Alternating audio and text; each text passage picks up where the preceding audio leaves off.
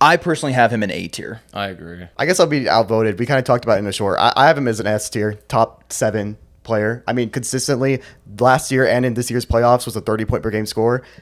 There's not a lot of players that can do that. There are very few guys in NBA history that I would put in that S tier strictly based off of their ability to impact the game offensively. Jokic, Curry, Jalen Brunson is obviously one of the best offensive players in the league, but it is known that he's a defensive liability. So you're saying there's no way he could ever be an S tier?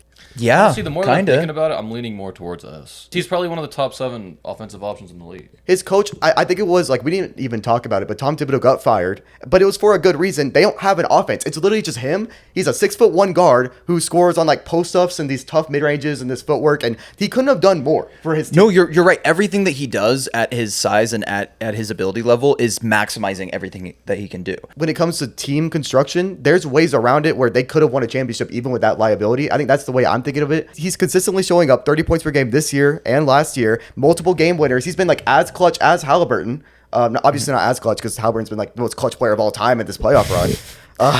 But I don't know. Like he didn't actually have an offense, and yet he was still able to generate. And it really was just his teammates who let him down. Yeah, you can't put him below Jason Tatum. Because Jason Tatum has had so many moments in the playoffs where he fell short. I understand his defense. He's always going to have that defense. But Brunson shows up. Yeah. And sometimes it just matters that you show up in the playoffs. Like, it's not even X's and O's anymore. Sometimes people just hit shots in the playoffs versus don't. He's a playoff riser. Yeah, I mean, I get that, but I mean, you don't think Jason Tatum's a better player than Jalen Brunson?